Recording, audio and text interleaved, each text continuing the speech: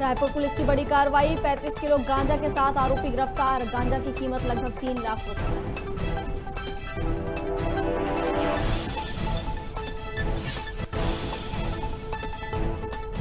टीकाकरण महाअभियान आज, 4 लाख से ज्यादा लोगों को वैक्सीन लगाने का टारगेट। एमपी के 12,000 से ज्यादा सेंटर पर लगाई जाएगी कोरोना वैक्सीन।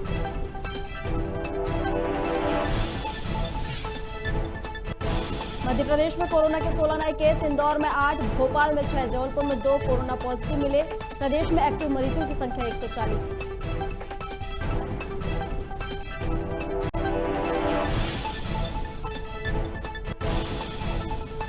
प्रेमी के साथ मिलकर पत्नी ने की पति की हत्या। हत्या का शव लेकर थाने पहुंचे दोनों आरोपी। लाश लेकर इंजीनियर प्रेमी के साथ 5 घंटे घूमती रही।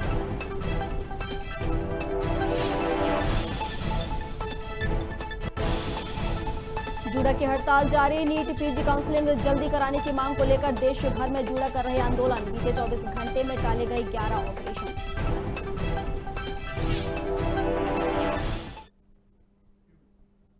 नमस्कार, खबर भारत देख रहे हैं आप। मैं हूं आपके साथ प्रियंका। चलिए बढ़ते हैं खबरों की ओर।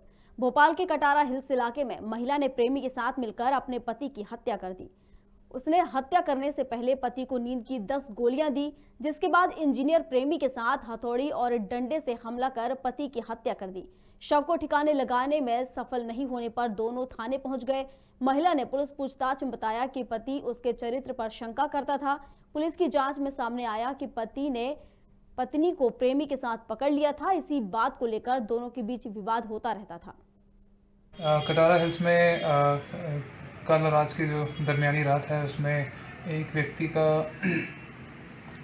हत्या की गई है। हत्या संभवतः उसकी बीवी और उसके एक दोस्त के द्वारा की गई है। इन्होंने ही जो शव है डिस्पोज करने जा रहे थे, पर अभी लाकर इन्होंने खुद ने शव को थाने में प्रस्तुत किया है और एक्सेप्ट किया है कि इन्होंने ही हत्या करी है।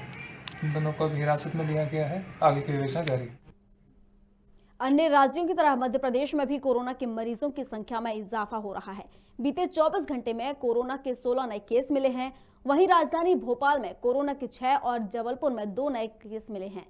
इंदौर में 10 दिन बाद सबसे ज्यादा 8 कोरोना पॉजिटिव पाए गए हैं। प्रदेश में 19 दिन के अंदर 288 व्यक्ति कोरोना संक्रमित हो चुके हैं, जिसके चलते प्रदेश में अब एक्टिव मरीजों की संख्या 140 पर पहुंच गई है।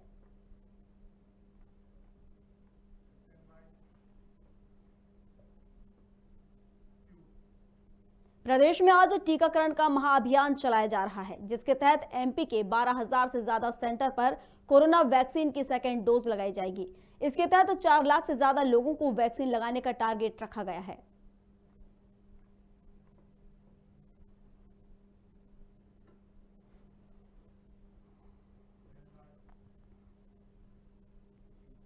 राजधानी भोपाल में 35 किलो गांजे के साथ एक आरोपी को पुलिस ने गिरफ्तार किया है। आरोपी ने अपने घर में गांजा रखा हुआ था। आरोपी का नाम योगेंद्र सिंह ठाकुर उर्फ योगी बताया जा रहा है।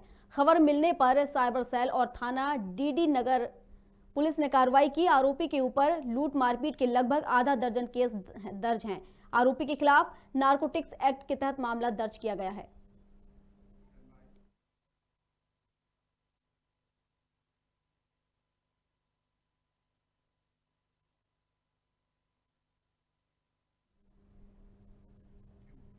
छत्तीसगढ़ में धान खरीदी की जा रही है। अब तक 8.66 लाख मीट्रिक टन धान खरीदी जा चुकी है। धान खरीदी के एवज में 2.5 लाख से अधिक किसानों को 1,306 करोड़ रुपए से अधिक जारी किए जा चुके हैं। आपको बता दें कि प्रदेश में 1 दिसंबर से धान खरीदी शुरू हुई थी। किसानों ने 2,476 धान उपार्जन केंद्रों के माध्यम से धान खरीदी की जा रही है।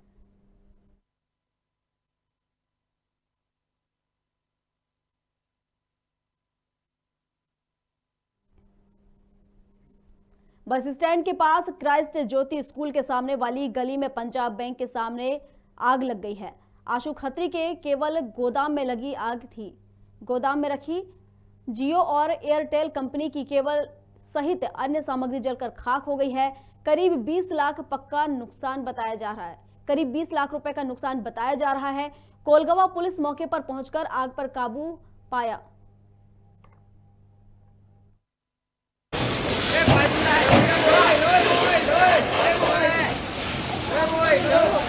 क्या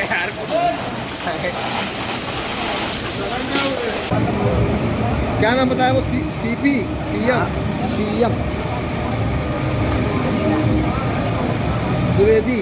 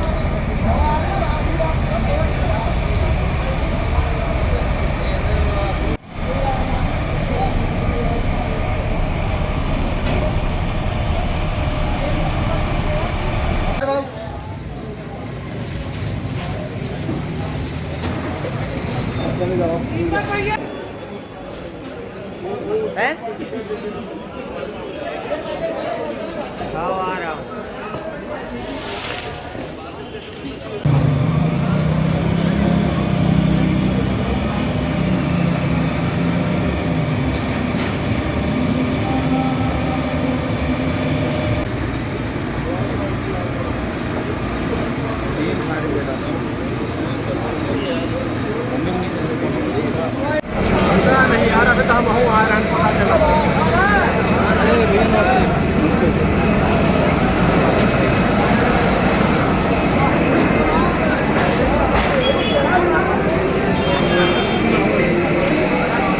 हेलो,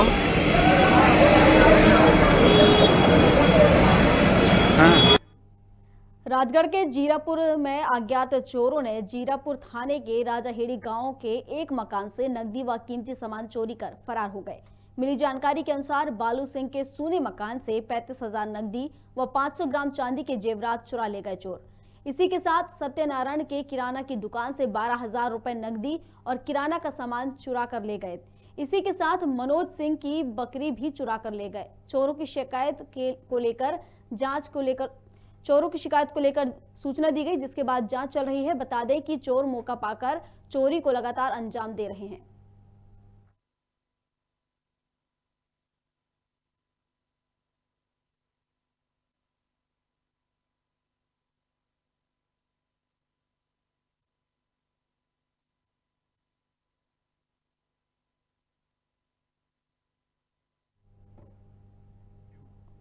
मध्य प्रदेश में पंचायत चुनाव की तारीखों के ऐलान के साथ ही 13 दिसंबर 2021 से जिले में नामांकन पत्र दाखिल करने की प्रक्रिया शुरू कर दी जाएगी, जिसे लेकर अनुविभागीय अधिकारी प्रदीप कुमार शर्मा प्रशासनिक अधिकारियों के साथ बनाए जा रहे स्ट्रांग रूम एवं मतदान केंद्रों की तैयारियों का जायजा लेने पहुंचे। मतदान केंद्रों पर बिजली पानी जैसी व्यवस्थाओं का मुआयना कर सभी अधिकारियों को मतदान केंद्रों पर व्यवस्थाओं को दुरुस्त करने के निर्देश दिए। 13 तारीख से नॉमिनेशन की प्रक्रिया प्रारंभ है, तो हम लोग द्वारा स्ट्रांग रूम का निरीक्षण किया गया। स्ट्रांग रूम में कार्य करने के निर्देश दिए गए हैं। इसी प्रकार जहां हम कार्य करेंगे उस रूम में भी साफ सफाई और सुधार के आदेश दिए गए हैं। सर, वहाँ की पंचायत स्तर पर किस तरीके की तैयारी है?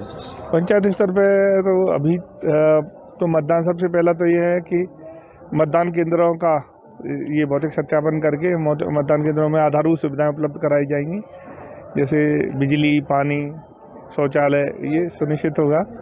और उसके अलावा फिर स्थानीय स्तर पर किस प्रकार से पूरा प्रक्रिया होगी, नॉमिनेशन की प्रक्रिया होगी, तो उन स्थलों पर सुविधाएं उपलब्ध कराना, फिर नॉमिनेशन लिया जाना, इसके अलावा शिकायत कक्ष बनाना, अनुमति कक्ष बनाना, ये सब प्रक्रियाएं धीरे धीरे। मंदसौर और इसके आसपास के करीब 3 लाख लोगों की प्यास बुझाने वाली शिवना नदी इन दिनों बेहद गंदी और जहरीली हो गई है, जो धीरे धीरे नाले का रूप ले रही है। हालांकि समय समय पर सामाजिक संगठनों और स्वयंसेवी द्वारा शिवना के शुद्धिकरण की मांग सरकार से की जाती रही है, लेकिन बीते 1 दशक के बाद भी सरकार इसकी सुध नहीं ले रही है। सोचने वाली बात यह है कि हर साल शिवना शुद्धिकरण के नाम पर नगरपालिका करोड़ों रुपए के बिल जरूर लगाती है, लेकिन इसके बाद भी कोई सुधार नहीं होता। नहीं, शिवना जो है वो बारिश के दिनों में तो मतलब उसमें जो पानी बहता है उसके कारण कोई परेशानी नहीं होती है, प्रवाह जब तक रहता है। जब प्रवाह पानी का रुक जाता है तो निश्चित रूप से थोड़ा सा उसमें सिल्ट और अन्य तरह की जो है वो आती हैं। हमने पिछली बार जो है वो जब पानी कम हो गया था तो हमने अस्थायी रूप से ट्रेंच खोद कर जो है वो काश्तकार होटल के आगे जो है इस पानी को, हम जो गंदे पानी को आगे ले जाके छोड़ा था, ताकि जो मंदिर वाला हिस्सा है वो पूरी तरह से जो है वो साफ़ सुथरा रहे। जहाँ तक इसके स्थायी समाधान का प्रश्न है, तो इफ्को जो है पर्यावरण संस्थान जो भोपाल है उसने एक दीर्घकालिक एक प्रोजेक्ट तैयार किया 99 करोड़ 60 लाख के करीब, और वो जो है स्वीकृति के प्रत्याशा में दिल्ली गया हुआ है। जैसे ही वो स्वीकृत होता है तो इस समस्या का स्थायी निराकरण हो पाएगा। हम इस वक्त खड़े भगवान पशुपतिनाथ मंदिर के बाहर, जहाँ नदियों के जैसे ही बाहर का साइड खड़े हैं। यहाँ पे इतना गंदगी का इतना अंबार है। यहाँ पे हमारे साथ मौजूद है सत्येंद्र जी, हम इनसे भी चर्चा करेंगे किस तरीके से यहाँ पे गंदगी का अंबार लगा हुआ है और ये क्या कहेंगे जी। भगवान पशुपतिनाथ की नगरी मंदसौर विश्वविख्यात प्रतिमा है और ये मध्य प्रदेश का मंदसौर शहर, जो कि आज के समय में पहचान जो बने ये इसकी भगवान पशुपतिनाथ के कारण है। लेकिन इसका जो मुख्य उद्गम स्थान है वो शिवना माँ है। जिस नदी पर आप खड़े हैं ये विश्वविख्यात नदी है और इस नदी को नाले में तब्दील कर दिया गया, और इसके लिए हम लंबे समय से 20 वर्षों की लड़ाई सतत लड़ते रहे। जिस प्रकार से अटल जी ने सपना देखा था कि गांव-गांव को सड़क से जोड़ने का, इसी प्रकार मोदी जी ने भी स्वच्छता अभियान चलाया है। लेकिन बड़े दुख के साथ कहना पड़ रहा है कि जो हमारी मंदसौर नगरी नेताओं की मंडी कही जाती है, यहाँ पर प्रदेश को कई मुख्यमंत्री दिए हैं और बड़े केंद्रीय मंत्री भी यहाँ मौजूद हैं, लेकिन आज यहाँ जनता पानी के लिए तरसती रही और कई बार चंबल से भी हम पानी लाएं, लेकिन जो नगर के क्षेत्र में जीवनदायिनी शिवना है उसको कभी भी 20 वर्षों तक ये जनप्रतिनिधि साफ भी नहीं करा पाए और आज इतना बदबू का ढेर बन चुकी है। और मंदसौर में हॉट पॉइंट भी है, यहाँ बीमारियों का कारण भी इस नदी में मच्छर जो पल रहे हैं। और आप देखने में आ रहा है कि यदि ये समय रहते नहीं जागे तो आने वाला समय इस पानी की जो लड़ाई के लिए लड़ा जाएगा वो भी देखने योग्य रहेगा। लेकिन आज की तारीख में करोड़ों रुपए का बजट आता है, वो बजट जाता कहाँ है इसकी जानकारी जनता को नहीं रह पाती। खबर भारत के लिए शुभम चौहान, मंदसौर। जिले में शासकीय महाविद्यालय बिजूरी के छात्र छात्राओं ने अपनी मांगों को लेकर मंगलवार को कॉलेज पर तालाबंदी करते हुए विरोध प्रदर्शन किया। बता दें कि शासकीय महाविद्यालय बिजूरी के छात्र छात्राओं की मांग है कि ना तो महाविद्यालय में विषयवार शिक्षक पदस्थ हैं और ना ही लाइब्रेरी में किताबें। वहीं छात्र छात्रों का आरोप है कि कॉलेज में एनसीसी और खेल गतिविधियां भी बंद हैं, साफ सफाई जैसी सुविधाएं भी नहीं हैं। वहीं महाविद्यालय के प्राचार्य सुनील भोसले नाराज छात्र छात्राओं को मनाते हुए नजर आए। हमारी मांगे पूरी करो। शिक्षक नहीं तो कॉलेज नहीं बंद, शिक्षक नहीं तो कॉलेज नहीं। हमारी मांगे पूरी करो। पीजी कोर्स हम लोग इसलिए हड़ताल पे बैठे क्योंकि हमको पहली बात तो यहाँ टीचर्स नहीं, प्रॉपर क्लासेस नहीं लग रही हैं, और हमको जैसे कि अभी हम यूजी कर रहे हैं, हमको पीजी चाहिए, तो पीजी के लिए हमको बाहर जाना पड़ेगा और घर में परमिशन बाहर जाने को मिलता नहीं। तो हम लोग ये चाह रहे हैं कि पीजी भी यहाँ स्टार्ट हो और स्वच्छता भी यहाँ साफ़ सफाई हो नहीं पाती, तो हमको चाहिए कि मतलब कि हम साफ़ सफाई के लिए भी आएँ और अच्छे साफ़ सफाई करें। और हम लोग अब इतने दूर से आते हैं 20 किलोमीटर से, तो बस की भी सुविधा नहीं है, तो बस की भी सुविधा हो। और कब तक आप लोगों की मांग अगर पूरी नहीं होती तो क्या करेंगे? हम लोग तब तक हड़ताल पे बैठे ही रहेंगे। भोपाल के बैरसिया नगर और तहसील क्षेत्र के शमशान घाटों, होटलों, घरेलू और स्वयं सहायता समूहों में लकड़ी की पूर्ति आरा मशीन संचालकों द्वारा की जाती है। बता दें कि जलाऊ लकड़ी बैरसिया वन विभाग डिपो में नीलामी में न मिलने के कारण राजस्व क्षेत्रों में किसानों से अनुपयोगी क्रय करते हैं। यह जलाऊ लकड़ी तहसीलदार से परमिशन लेकर वन विभाग से टीपी कटवा कर लाते हैं, जिसके चलते आरा मशीन संचालकों को समय पर परमिशन नहीं मिल रही है, जिसे लेकर मशीन संचालक लकड़ी कारोबारियों ने एसडीएम को ज्ञापन सौंपा है।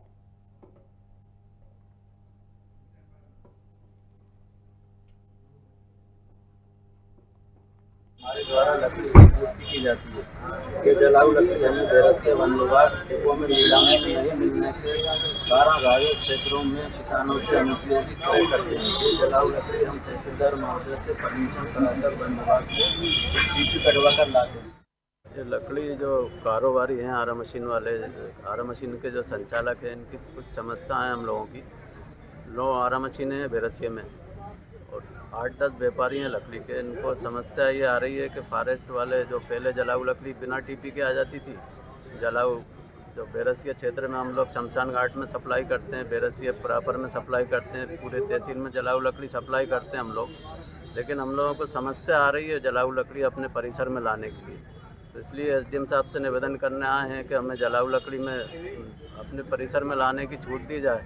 दूसरी बात, हम परमिशन कराते हैं किसान की गिरी पड़ी लकड़ी की, तो उसकी परमिशन हमें 1 हफ्ते के अंदर दी जाए ताकि हम टीपी कटाकर फॉरेस्ट से टीपी कटाकर अपने परिसर में लाएं, तो लोगों को लकड़ी सप्लाई करने में आसानी हो।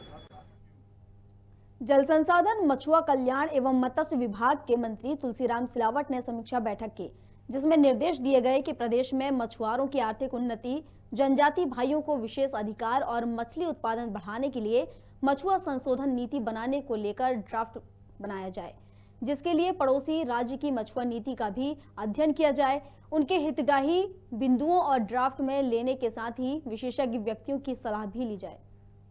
मैं उनके मुखिया से, उनके परिवार के सदस्यों से यह अनुरोध कर रहा हूं कि जो विश्व के अंदर, राष्ट्र के अंदर मध्य प्रदेश में तीसरी लहर की जो चर्चा बहुत गंभीरता से की जा रही है, इसका एक सुरक्षा कवच, बचाव, जो द्वितीय डोज है, टीकाकरण है वैक्सीन का, अपनी खुद की रक्षा के लिए, अपने परिवार की रक्षा के लिए, अपने जिले की रक्षा के लिए, अपने प्रदेश, अपने राष्ट्र की रक्षा के लिए हमें अति आवश्यक है कि हम द्वितीय डोज टीकाकरण युद्ध स्तर पर लगाएं। और ये हमारी जिम्मेदारी है, हमारे खुद के लिए, हमारे परिवार के लिए, हमारे जिले के, हमारे मध्य प्रदेश के लिए एक रक्षा कवच हमें करना चाहिए। ये मेरा आप सभी से अनुरोध। सतना में पेंशनर्स एसोसिएशन ने सैकड़ों पेंशनरों के साथ कलेक्ट्रेट पहुंचकर मुख्यमंत्री के नाम ज्ञापन सौंपा। एसडीएम को अपनी 9 सूत्रीय मांगों को लेकर ज्ञापन सौंपा, जिसमें राज्य सरकार द्वारा केंद्रीय कर्मचारियों की तरफ से समान लंबित एरियर्स का जल्द ही भुगतान और आयुष्मान योजना में जोड़कर लाभ दिए जाने की मांग की। संगठन द्वारा कई बार ज्ञापन दिया गया है, लेकिन किसी ने भी इस ओर ध्यान नहीं दिया और अब मांग पूरी नहीं होने पर आंदोलन करने की चेतावनी दी है। जिंदाबाद पेंशनर एकता, जिंदाबाद जिंदाबाद पेंशनर एकता, जिंदाबाद जिंदाबाद पेंशनर एकता, जिंदाबाद जिंदाबाद हमारी मांगे पूरी हो चाहे जो मजबूरी हो, हमारी मांगे पूरी हो चाहे जो मजबूरी हो। पेंशनर एसोसिएशन मध्य प्रदेश के तत्वावधान में सतना शाखा में हम लोगों ने कलेक्ट्रेट में जो ज्ञापन देना चाहा है, उसमें हमारी सबसे महत्वपूर्ण मांगें हैं कि जो प्रदेश सरकार का अनुबंध है कि हम केंद्र के समान डीए देंगे, वो हमें भी दिया जाए। पेंशनर्स को भी वो डीए जो 31% केंद्र सरकार ने दिया है, हमको भी दिया जाए। इसके अलावा उन्होंने जो मध्य प्रदेश कर्मचारियों को अभी तत्काल में 8% दिया है, वो भी हमें तुरंत दिया जाए, हमारी प्रमुख मांग है। और 7वां वेतन और 6वां वेतन का जो हमारे कर्मचारियों का, पेंशनरों का जो एरियर्स है, उसको अविलंब भुगतान किया जाए, ये हमारी प्रमुख मांगें हैं। हम लोगों की मांगें प्रमुख रूप से 9 सूत्रीय मांग है, जिसमें प्रमुख मांगें हमारी ये है कि हमारा जो डीए है, लंबित डीए, हमारा डीए जो है दिया जाए, जो कि 8% अभी दिया है सभी कर्मचारियों को, लेकिन हम लोगों को कुछ भी नहीं दिया। 12% में आज भी जी रहे हैं हम लोग, ये प्रमुख मांग है। इसके अलावा हमें आयुष्मान योजना से हमारा इसको जोड़ा जाए, हमारे जो है पेंशनर्स के लिए जो सामान्य जो नीतियां हैं उनको बनाई जाए, है ना। और ऐसा भी जैसे रूमर उड़ रहा है कि पेंशन बंद होने वाली है। जिले में कितने पेंशनर होंगे? जिले में करीब हमारे अभी सतना जिले में लगभग जो है 70-75 हज़ार करीब हैं। पंचायत चुनावों को लेकर 9 दिसंबर को हाई कोर्ट चीफ जस्टिस की बेंच मामले की सुनवाई करेगी। ग्वालियर और इंदौर में एक साथ लंबित पंचायत चुनाव संबंधित याचिकाओं पर सुनवाई होगी। वहीं वरिष्ठ अधिवक्ता विवेक तनखा के मामले में पैरवी की है। वरिष्ठ अधिवक्ता तनखा ने कहा कि संविधान की धारा 243C और D का सरकार ने स्पष्ट उल्लंघन किया है। हमें न्यायालय से पूरी उम्मीद है, साथ ही संविधान के प्रावधानों का पालन होना चाहिए।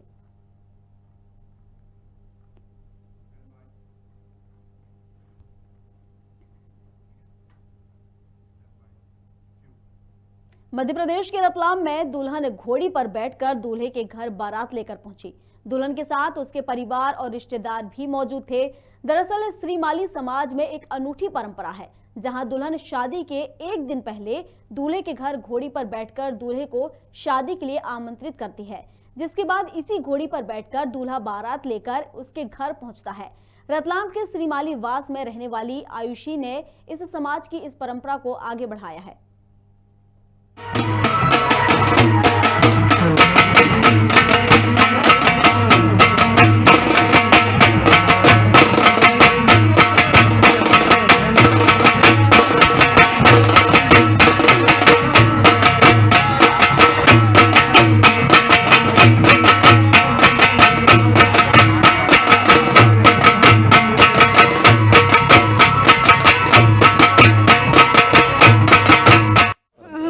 श्रीमाली ब्राह्मण समाज में रिवाज है कि दुल्हन जिस घोड़ी पे दूल्हे को इनवाइट पूरी बारात के साथ इनवाइट करने जाती है, उसी घोड़ी पे दूल्हा बैठ के बारात लेके आता है। तो ये हमारे समाज की परंपरा है जो काफ़ी समय से चली आ रही है, बट अभी वो परंपरा काफ़ी बंद हो चुकी है। सब अपने संस्कार रीति रिवाज भूल चुके हैं। तो मैंने सोचा कि क्यों ना उस संस्कार रीति रिवाज और हमारे कल्चर को वापस लाया जाए। काल से परंपरा चली आ रही थी, श्री कृष्ण युग से चली आ रही थी। भगवान श्री कृष्ण रुक्मणी को घोड़ी के ऊपर लेके आए थे, उसी परंपरा को हमारे पूर्वज निभाते आ रहे थे। लेकिन धीरे धीरे पश्चिम संस्कृति की ओर जब बढ़ते जा रहे हैं, अपने संस्कार भूलते जा रहे हैं, उसी को ध्यान में रखकर इस परंपरा को जीवित करने के हिसाब से हमने श्रीमाली ब्राह्मण समाज का ये परंपरा को आगे बढ़ाने की नई पहल की है। हमारी बिटिया ने भी इसके लिए हमें सहमति दी और इस परंपरा को आगे और भी ब्राह्मण समाज निभाए, क्योंकि अक्सर देखा जाता है कि दुल्हन घोड़ी पे नहीं बैठती है, दूल्हा ही बैठ के आता है। खबर शिवपुरी जिले के कठोपुरा की है, जहां आदिवासी सुंदर के 6 साल के बेटे और बहनोई का अपहरण किया गया। अपहरण करने वाले 8 से 10 लोग बताए जा रहे हैं। जानकारी के मुताबिक अपहरण करने वाला दरअसल बंधुआ मजदूरी करने वाला छोटा भाई है, जिसकी सूचना सहरिया क्रांति ने एसपी को दी है। पुलिस ने अपहरण और एससी और एसटी एक्ट के तहत मामला दर्ज किया है। ये एक ठगरपुरा में सुंदर आदिवासी है। वो पहले 10-15 साल से कुलियत में किसी दीना पंडित के यहाँ पे काम करता था। तो उसका कहना ये था कि मेरे को मैं बंधुआ मजदूर बना के रखा था 10-15 साल से, और उसके बाद फिर कुछ पैसा नहीं दिया या फिर मैं अपने काम से यहाँ ठगरपुरा वापस आ गया था। तो कल उनके आदमी दीपा और सूरज, ये 2-3 लोग 5 लोगों के साथ में बोलेरो गाड़ी से आए और उसके बहनों सूरज को और उसके लड़के अनिल को, जो करीब 8-10 साल का बता रहे हैं, उसको पकड़ कर ले गए और ये कह गए कि जब तक तुम लोग काम पे नहीं लौटोगे हम इनको नहीं छोड़ेंगे। हमने उसमें अपहरण का और SC/ST एक्ट का प्रकरण दर्ज करके कार्रवाई की। मैं संजय भाई साहब आपके पास आया 15 साल से नौकरी कर रहा था, बंधुआ मजदूर बना लिया था मुझे, मेरे बच्चों को। किसने? दीना पंडित ने और पप्पू पंडित, 2 भाइयों ने। किस गांव में? कुलैत गांव में। ये कहाँ पे पड़ता है कुलैत? जी ग्वालियर के पास में पड़ता है। अच्छा। मोती झील के सामने गाँव है। मेरा बच्चा, मेरी बीवी, मेरी लड़की पूरे खेतों में काम करते थे, गोबर डालते थे, चारा लाते थे। कितने साल पहले से? 15 साल हो गए मुझे। तो क्या तय किया था तुमसे? मुझसे बोले तो 60,000 की साल देंगे और जहाँ रहे 2 बीघा जमीन देंगे, कुछ नहीं दिया। और मैं थोड़ी बहुत खेत है ना मेरा जुगाड़ कर लेता था, बटाई मटाई, और ऐसा तैसा मैं परेशान हुआ। तो ये बच्चन ने लेकर जंगल में भगो।